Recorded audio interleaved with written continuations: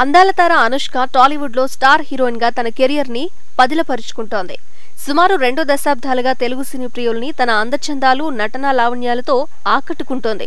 2005లో super చిత్రంతో టాలీవుడ్ లోకి entry ఇచ్చిన అనుష్క తొలి చిత్రంతోనే తన రూపలావణ్యంతో సినీ ప్రియుల్ని ముగ్ధుల్ని చేసింది. విక్రమార్కుడు మూవీ బ్లాక్ బస్టర్ కావడంతో స్టార్ హీరోయిన్ గా ఆమె కెరియర్ ఊపందుకుంది. 2009లో రిలీజ్ అయిన అరుంధతికి ప్రేక్షకులు బ్రహ్మరథం పట్టారు. ఈ చిత్రంతో జేజమ్మగా జేజేలు అందుకోవడంతో పాటు ఫిల్మ్ఫేర్ తెలుగు ఉత్తమ నటి అవార్డును గెలుచుకుంది. ఆంధ్రప్రదేశ్ ప్రభుత్వం నంది స్పెషల్ జ్యూరీ అవార్డుతో సత్కరించింది. ఈ చిత్రానికి పూర్తి విభిన్నంగా బిల్లా చిత్రంతో బికినీ దుస్తుల్లో దర్శనమిచ్చి మతి పోగొట్టింది. తమిళ చిత్రం సింగంలో స్పెషల్ అట్రాక్షన్ గా నిలిచింది ఈ అమ్మడి గ్లామర్. ఇలా గ్లామర్ తో బాక్స్ ఆఫీస్ గ్రామర్ ని ఇట్టే పట్టేసింది స్వీటీ. సడన్ గా రూట్ మార్చి వేదం చిత్రంలో వేసే క్యారెక్టర్ కి తన టాలెంట్ తో ప్రాణం పోసింది.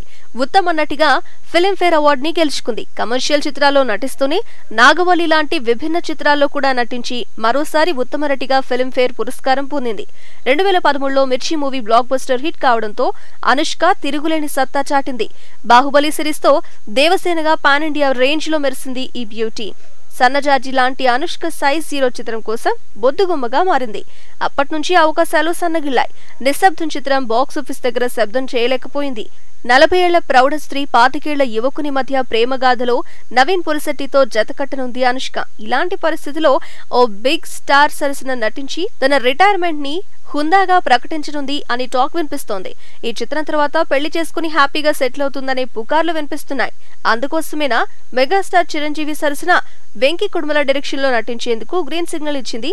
ఇదే అనుష్కకు రిటైర్మెంట్ మూవీనా అనే గుసగుసలు వినిపిస్తున్నాయి.